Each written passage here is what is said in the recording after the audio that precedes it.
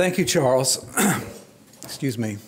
A word to our honorees tonight, students, members of the class of 2014. This is a really big deal. It's a special occasion, and I hope years and decades from now, when you look back on your life and your accomplishments, not only at Elon but beyond Elon, that you will think about this as really one of the special moments in your life, because it really is indeed worth celebrating. Only approximately 8% of the universities and colleges in the country have Phi Beta Kappa chapters. And you're in the top 5 to 10% of students at those universities. So you're in rare company among students who have chosen the most rigorous path, students who have decided that they are going to make something extraordinary out of their undergraduate experience in the liberal arts.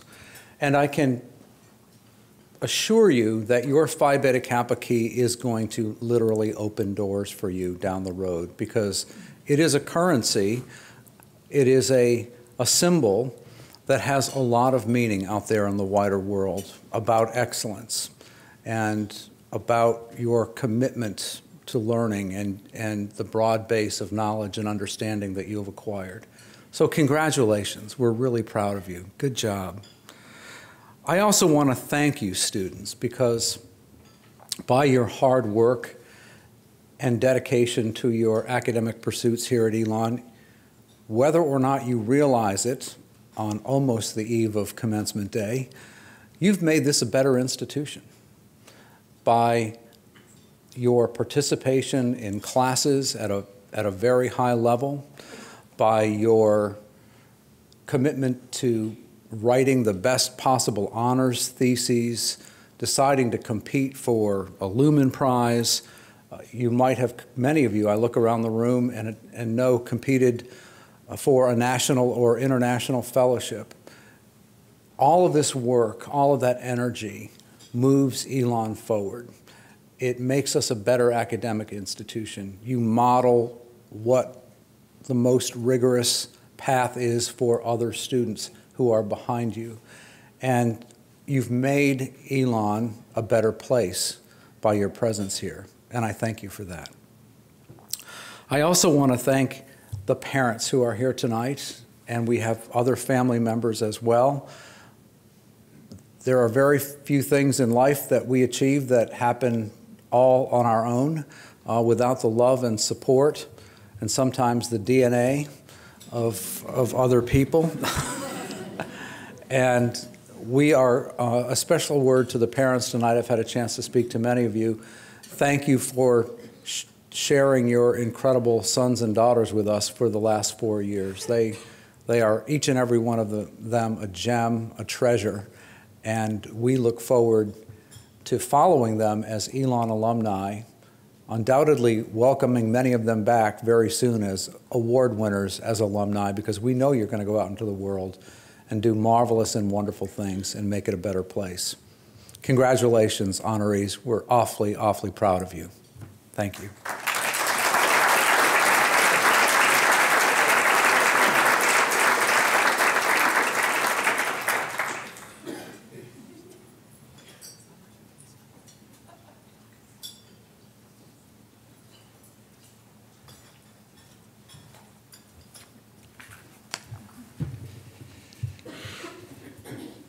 Many have commented on Jill McCorkle's prolific writing career, but few have noted how early in life she achieved commercial success. At the age of 7, Jill composed her first story, The Night Santa Failed to Come. She sold it to her mother for a quarter. A series of stories followed, also purchased by family members, along with an undergraduate degree at the University of North Carolina, Chapel Hill, and a graduate degree at Hollis College in Virginia. Along the way, the quality of her work attracted the attention and friendship of celebrated writers and famous editors, and she signed with an agent. Today, her compensation for short fiction is better. At last count, she has published 6 novels, the first 2 on the same day in 1984, and 4 collections of short stories. Her most recent novel, a New York Times bestseller, Life After Life, is now available in paperback. Jill's work has received the John Dos Passos Prize for Excellence in Literature, the New England Booksellers Award, and the North Carolina Award for Literature. 5 of her books have been named New York Times Notable Books. Her short story, Intervention, is included in the Norton Anthology of Short Fiction. Her essays and reviews have appeared in Best American Essays, the New York Times Book Review, the Washington Post, the Boston Globe, Garden and Gun, and Southern Living, to name a few. She has also published in Phi Beta Kappa's national journal, The American Scholar. Of special note is her essay, Cuss Time, where she argues that children should be allowed, even encouraged, to curse, enhancing their creative use of language and confirming our American ideal of freedom of expression. Jill instituted Cuss Time after noticing her 8-year-old son's curiosity about off-color words. For 5 minutes each day, often while bouncing on the family sofa in his Red Sox shirt and baggy jeans, her son, with impunity, could employ whatever nasty language he could muster.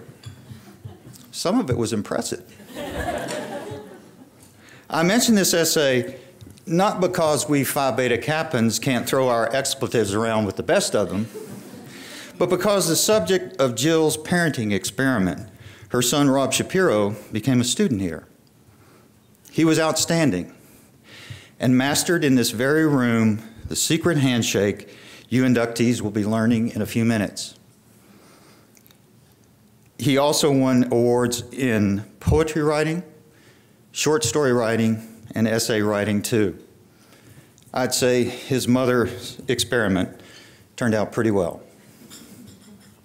So what's all this ruckus about Jill McCorkle, this smart mom, this precocious 7-year-old writing entrepreneur, this 25-year-old with the audacity to publish her first and second novels on the same day, this established writer who's charmed critics and writers for decades, this virtuoso whose stories and essays are chosen for important anthologies and included in collections of the very best of the best. What's the big deal? Any one of us can answer the question. All we need to do is remember. Say, the sound of waves rushing to shore, or an old favorite song playing on the radio, or the sound of wind in pines. Maybe the melody of your mother's laughter when you were a child. That's the sound of Jill McCorkle's writing. That's the big deal. Pure, elemental, sometimes discordant, but always comforting. Ladies and gentlemen, please welcome our Phi Beta Kappa distinguished speaker, Jill McCorkle.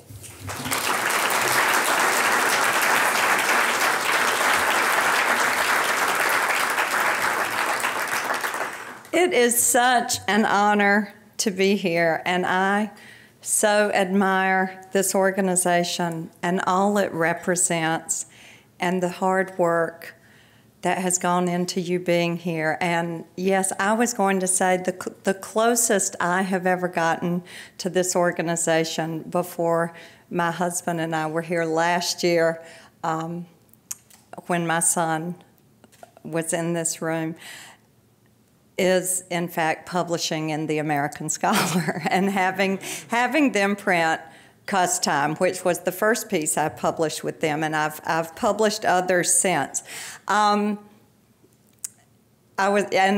Yes, I had planned to tell you a little bit about that essay, and to say that after it appeared and letters came in, there were quite a few pro First Amendment freedom of speech letters. But then there was that one letter, you know, that you're bound to get from the woman who asked, what was I going to do when my son used that language on me, his teachers, and a police officer.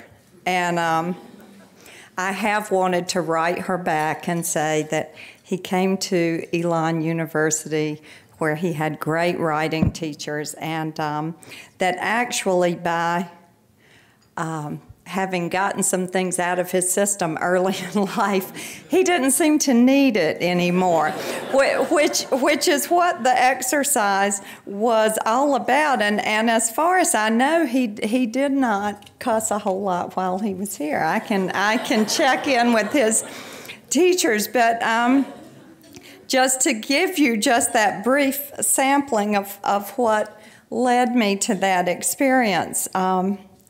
I wrote, it's basic human nature, right?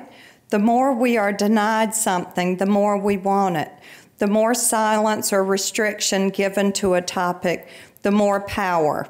When we know we have choices, we don't feel as frantic to make a sudden move or decision that might be wrong for us. Education provides such choices. When our words and actions are filled with possibilities and potential, we are more likely to weigh out these options. I'm convinced that the anticipation of cuss time, the freedom of cuss time, which really was only 5 minutes a day, kept my son from being overheard by some person in authority who might have had no choice but to reprimand him and assign punishment. Potential is a powerful word. I remember feeling so sad when my children turned a year old, and I knew from reading about human development that they had forever lost the potential they were born with to emulate the languages of other cultures, clicks and hums and throat sounds foreign to me. For that short period of time, a mere 12 months, they could have been dropped anywhere in the world and fully adapted accordingly. I think a good education functions that way. You adapt. Of all the many voices you're exposed to, you find those that you agree with, those that sound like the voice of your own voice. Samuel Butler wrote, "Every man's work, whether it be literature or music or pictures or architecture or anything else, is always a portrait of himself. The great gift of education is the time and the exposure to figure out what your portrait entails." I've now taught creative writing in some way or another for almost 30 years, and I've begun almost every semester with the same assignment. And I tell my students that I'm going to give them a word, and without thinking, I just want first images, thoughts, as quickly as possible, and then I write the word home on the board. And after all these years, I will occasionally get that one that's something like, I'm from Texas, state bird is, population is. But more often over these years, I have gotten descriptions of childhood beds, kitchen tables, the porch or office of someone familiar and loving, and some, closets, trees. And I've come to think over these many years that place you go to when you think of home is oftentimes that first place you did have a sense of yourself and your voice, and you knew who you were, where you wanted to go. One of my favorites of all time was someone who described the shelf below the cash register in his parents' Chinese restaurant where he took his nap as a toddler while his parents and all of his relatives were slinging dishes and orders all around him. I think that the whole notion of home represents a kind of inner life. And you have many homes. You have the home where you grew up, and now Elon is your academic home. And I think you will continue to come back. Home is universal in what it represents, a refuge, a shelter, a place of comfort. I tend to think the image of that place or time often reflects your inner home, your voice. A favorite poem of mine is At the Wellhead by the poet Seamus Heaney, and he wrote, "Your songs, when you sing them with your two eyes closed, as you always do, are like a local road we've known every turn of in the past." I felt drawn to those lines from first reading, picturing not the roads in Ireland he was writing about, roads that I've never seen, or the Massachusetts roads I was driving and seeing daily at the time. But I saw the roads in my native North Carolina, familiar roads that it seemed I had always known, some still there, others long gone. The poem continues, leading to my very favorite line, "Sing yourself to where the singing comes from." I think this line serves as an accurate description of any creative life and all those times we return to those earliest sights and sounds that shaped our lives, a process so rhythmic and familiar we often can only see it with the distance of years or miles.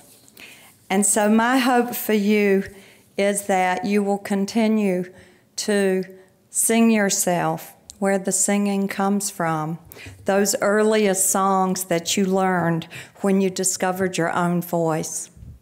Here at Elon, you are in this room because you've begun painting that portrait, finding your voice. And not only are you painting and singing, but you've done it to the highest degree. So I wish you much success. I congratulate you. If you're ever having a bad day, set your kitchen timer for 5 minutes. Only you can give yourself permission to do this, as I told the many little boys who lined up at my door asking for cuss time all those years ago. Our basic freedoms and rights are not to be denied, and a good education provides you with all of those freedoms and gifts. So my hope is that you just continue doing your very best work and spreading those freedoms. Thank you.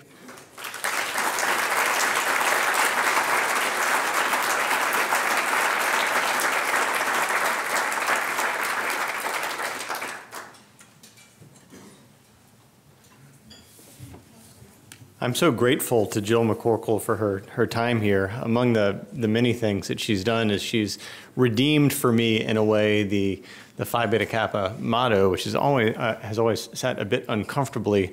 Love of learning is the guide of life. And if that learning is simply erudition or achievement or notches in one's academic belt or a higher GPA or a higher test score or admission to this program or the other, then it feels sort of sickly to me as a guide of life. But a love of learning that is constantly about interrogating those inner spaces and learning to understand oneself and the world around oneself, learning what one's freedoms are and ought to be and how to defend and advance them.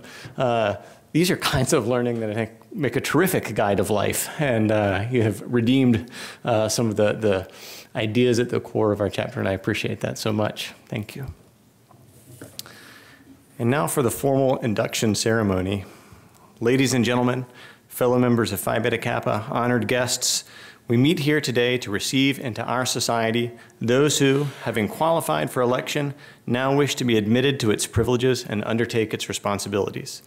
In a ceremony that goes back to the time of the founding of our nation, we shall welcome them into an association with all those who have been members of Phi Beta Kappa in the past and into a lifelong relationship with the society today. Will the candidates for members in course please rise?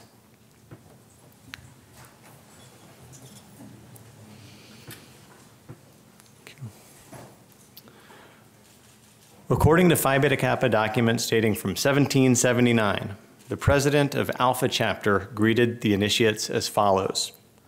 This society was founded by a few friends. At first, it was confined to a small number of very worthy students. They planted the scion from which has grown this tree that now buds forth before your eyes with blossoms of harmony and concord. It was engrafted on the stock of friendship and the soil of virtue, enriched by literature. To cherish and keep it alive hath been the constant care of those members who have succeeded. You are about to come one of those successors, and it is our fondest hope that you in turn will come to cherish this society and will strive to perpetuate the spirit of this greeting. You may be seated. Thank you. As is customary on this occasion, Phi Beta Kappa member Lisa Rosenberg will give you a brief account of the history of this society.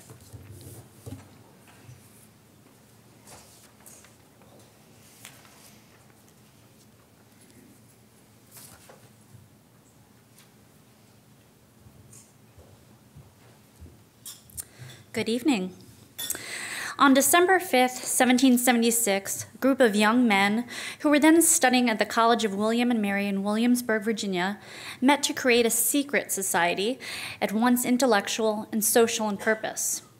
The president's greeting to new members in 1779 reads in part, "Here you are to indulge in matters of speculation, that freedom of inquiry that ever dispels the clouds of falsehood by the radiant sunshine of truth."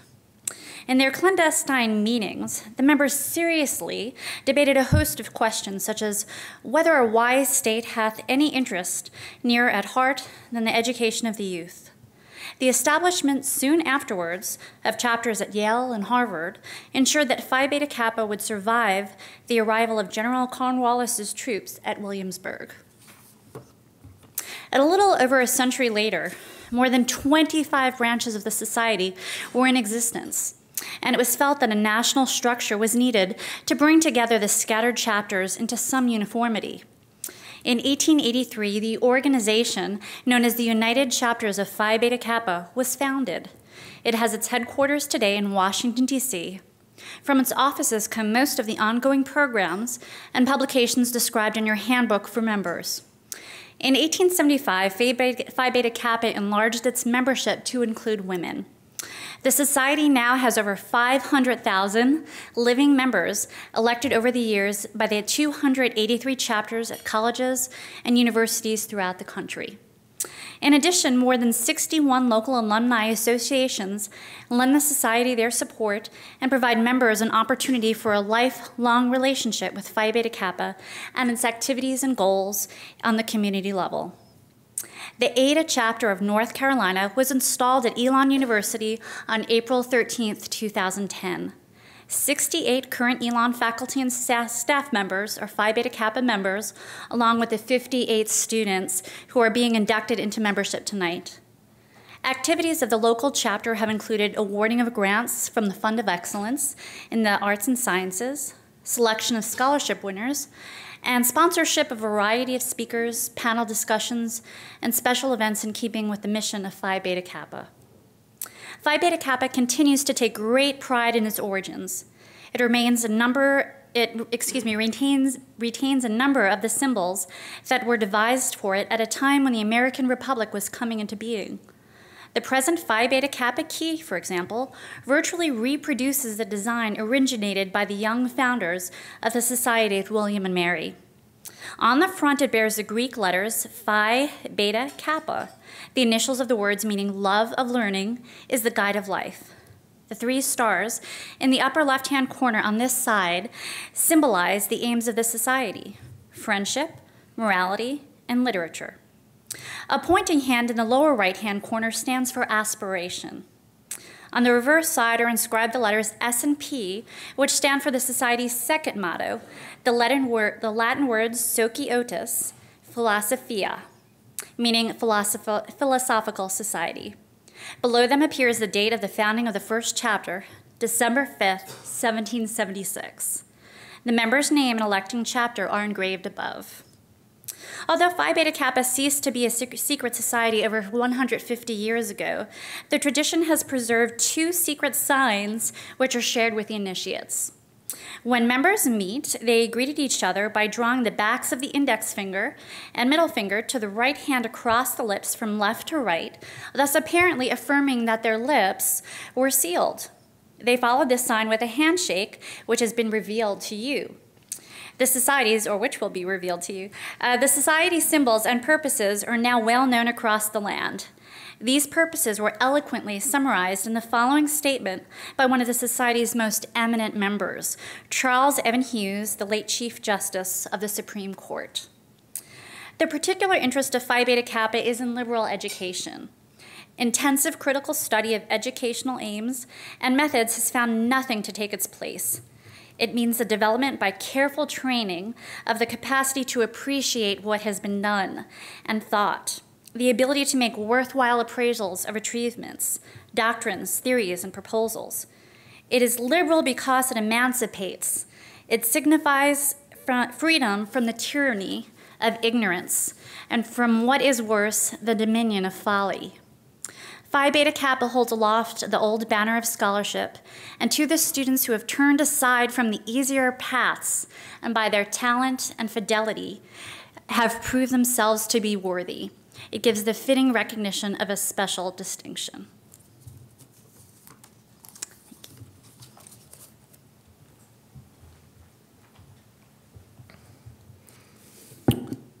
Will the candidates for membership and course please rise again?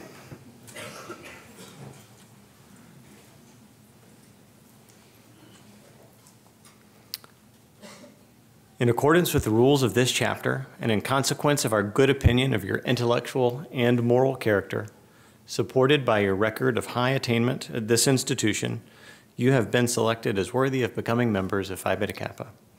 Your names have been submitted to the scrutiny of the constitutional electors of this chapter and have met with their approval. You have been formally notified of your election, and by your presence here signify your desire to be enrolled as members of this ancient and honorable society. Therefore, I now inquire, do you solemnly propose that you will be true and faithful to Phi Beta Kappa, uphold its standards, obey its laws, and seek to reflect credit upon your affiliation with this venerable fellowship of learners? If so, answer, we do. Thank you. You may be seated. Each of you has now affirmed your loyalty to Phi Beta Kappa and pledged to uphold its standards. We welcome you into the ranks of membership and ask that you now come forward as the secretary calls your name, sign the chapter register, and receive the chapter's greetings in the form of the ancient grip of the society.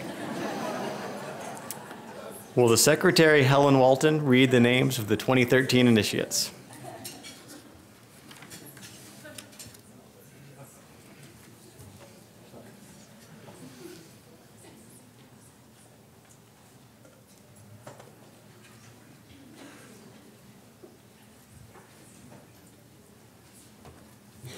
I am so pleased to present the Phi Beta Kappa class of 2014. This year we are inducting 54 graduating seniors, and for the very first time we are also inducting 4 very accomplished members of the junior class. When I call your name, would you please come forward? Elizabeth Gordon Adolph.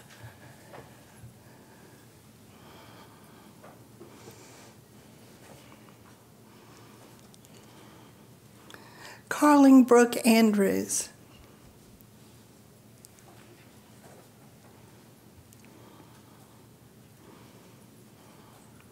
Emily Theresa Armstrong.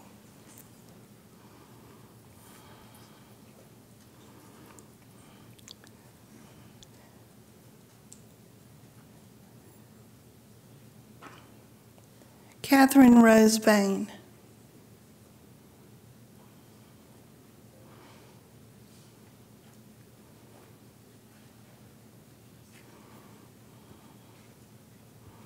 Savannah Jolie Bradley.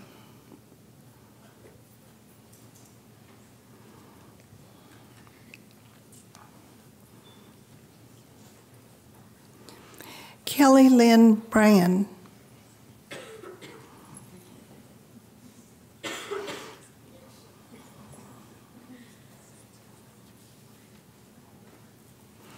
Jennifer Catherine Brouder.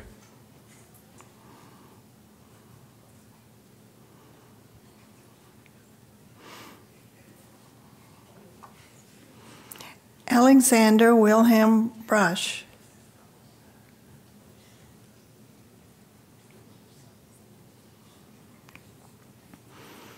Jill Elizabeth Capotosto.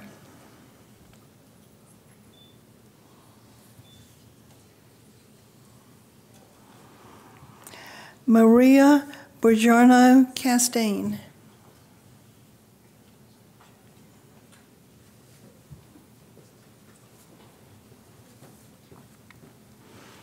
Cleo Louise Caroline Dan.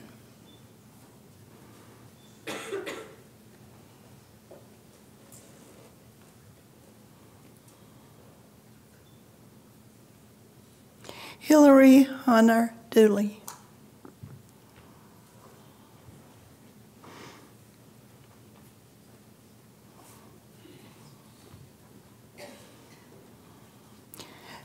Grace Caroline Elkus.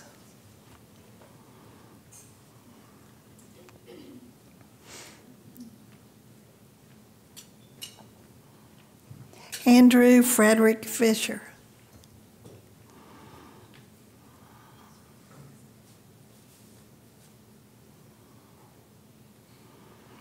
Anson Grant Fischer.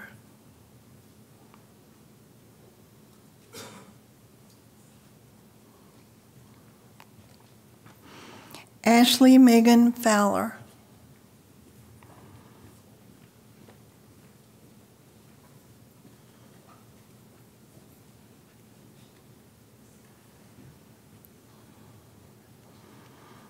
Amy Elizabeth Good.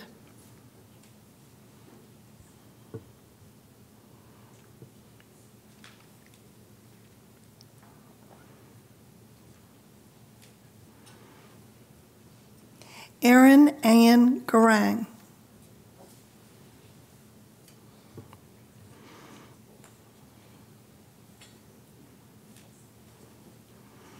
Kathryn Ann Goulah.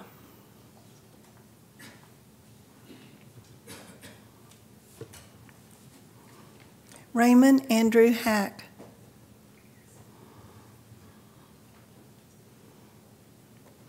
Sarah Catherine Holland.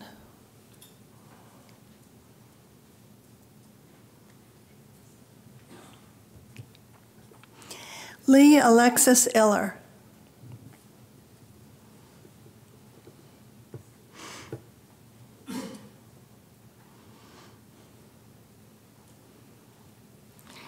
Erica Lynn Janik.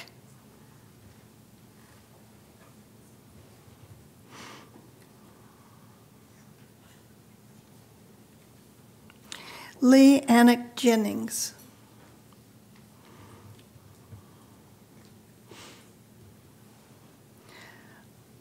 Alyssa Marie Kendall.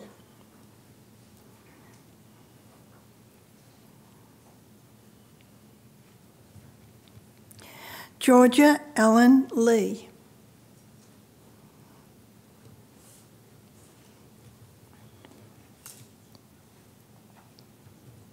Kimberly Ann Lilienthal.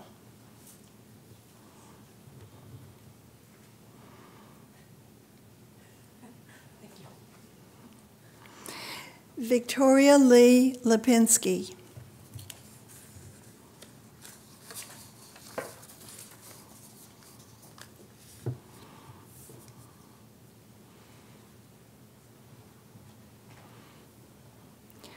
Mackenzie Rachel Mann.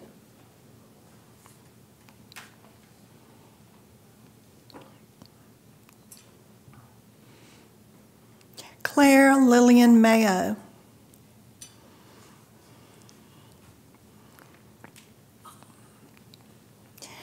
Kara Megan King McLean.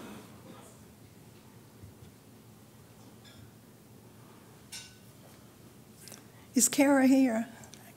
Oh, I'm sorry, I didn't see you. Avery Franklin Thoreau Magaha.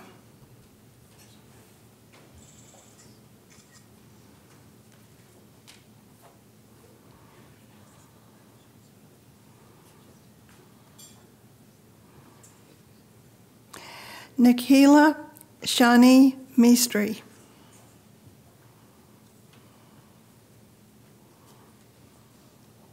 Sarah Jean Perry.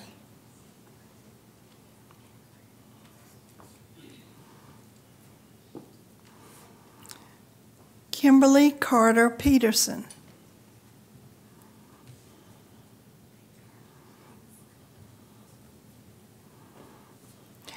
Lisa Meglin Picklesheimer.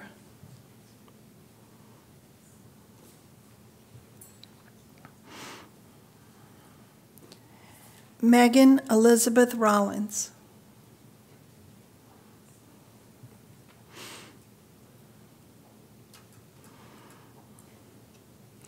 Wesley Ivan Rose.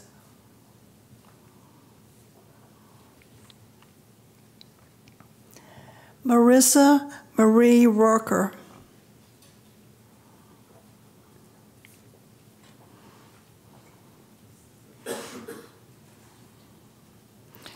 Julia Ellen Shast.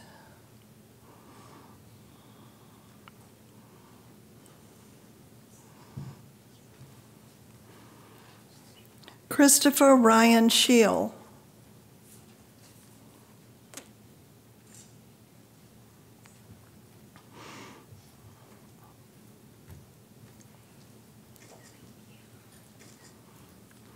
Lily Adkin Siegel.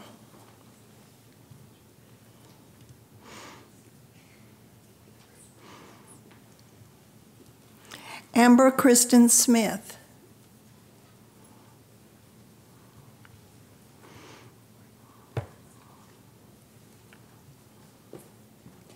Lauren Marie Speranza.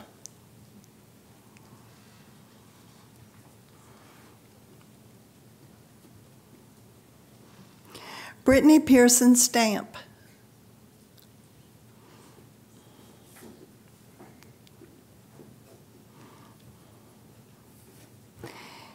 Emily Maria Steiner.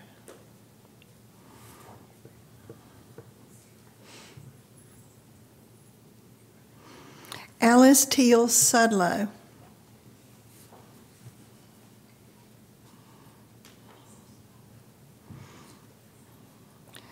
Lauren Elizabeth Sutherland.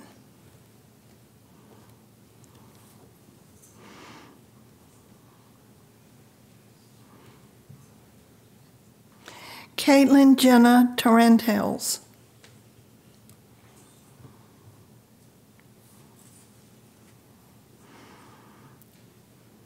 Ariel Rebecca Wheel.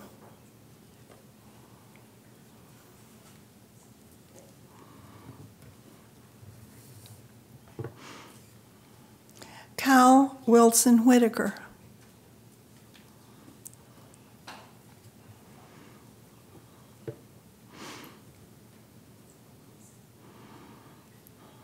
Brooke Elizabeth Winters.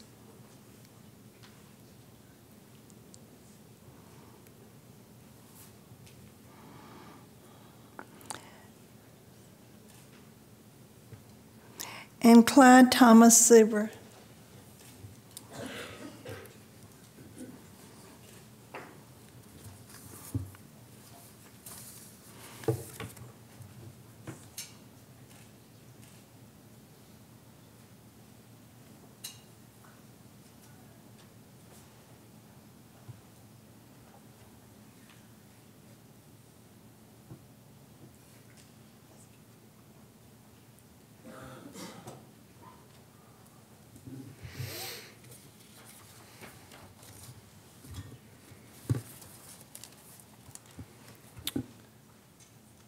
The initiates will rise.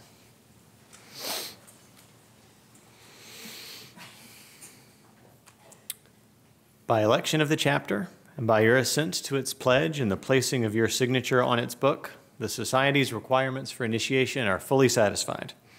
I, therefore, in the presence of these members of the Society, declare you to be members of the chapter of Phi Beta Kappa in the state of North Carolina, authorize you to wear its key as a badge and to participate in its meetings. Congratulations, ladies and gentlemen. You are now lifetime members of the nation's oldest academic honor society. be active in its programs and its alumni associations, support its endeavors and lofty goals, and be a working advocate for the liberal arts in our society. It is now my great pleasure to welcome you as members of the chapter.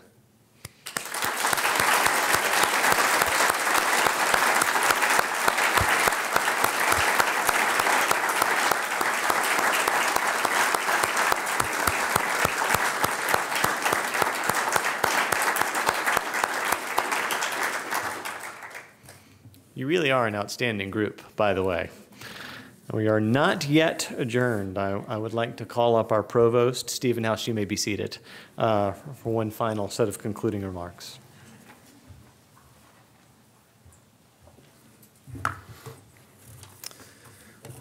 This is a great time to be an academic administrator. Last week, Dr. Lambert and I got to spend time celebrating promotion and tenure for some of Elon's outstanding faculty. And tonight, we get to celebrate the recognition of some of Elon's outstanding students. So to the students, please let me add my congratulations. Well done. This recognition indicates you are exemplars at the university. You have big shoes. You are going to be leaders in the world, and the world needs your intellect, your creativity, your passion, and your caring. Well done. I do have one more duty tonight. In 2001, I was hired as the founding dean of Elon College, and one of my first duties was to be assigned to work on a team led by Russ Gill. And Russ was leading the team to work towards earning Phi Beta Kappa. Well, that leader is retiring after this year.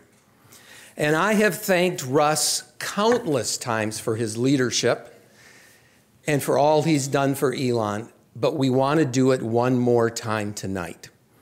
So it is my extreme joy and honor and pleasure to ask Russ to come up here. And I'm also going to ask Helen Walton to come up and help me. So Russ, you thought you didn't have any duties tonight, but you do. So please join us up here.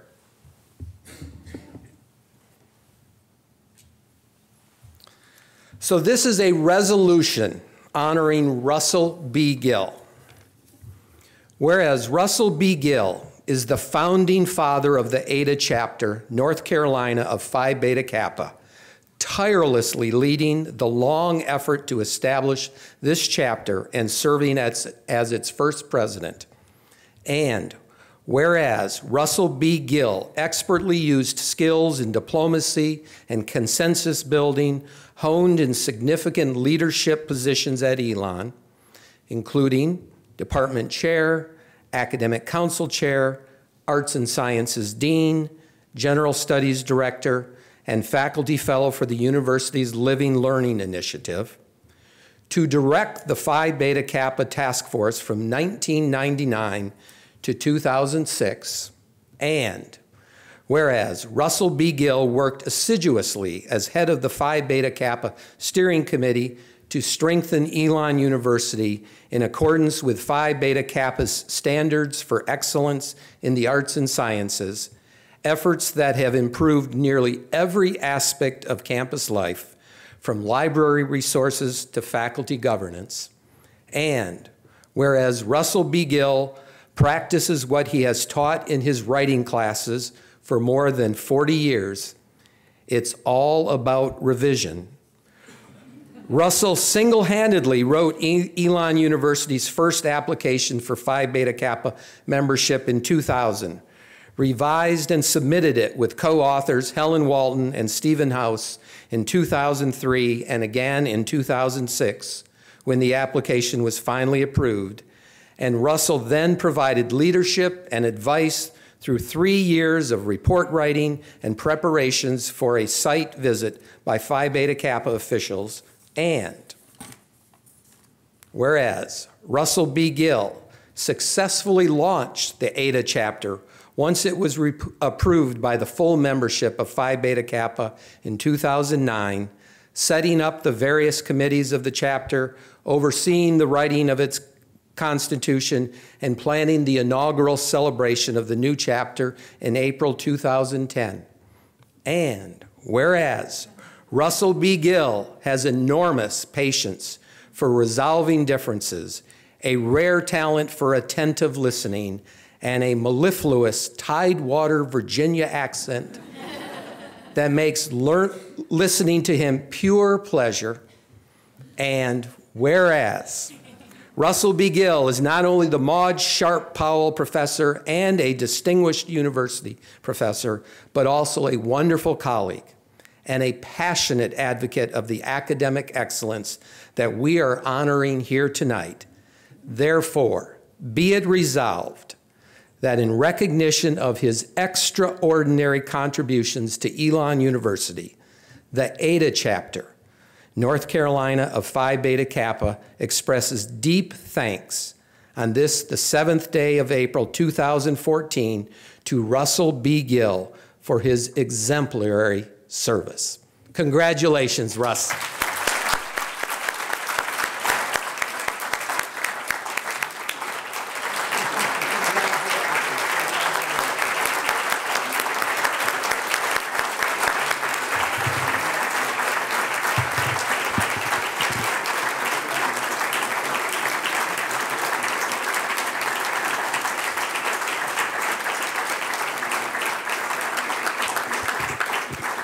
Thank you, Stephen. I cannot think of a higher honor, nor of a more august assembly to receive it in.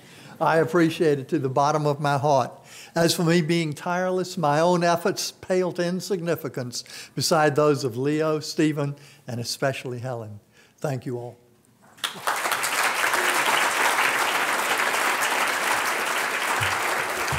So this concludes the evening. Congratulations, graduates. Well done.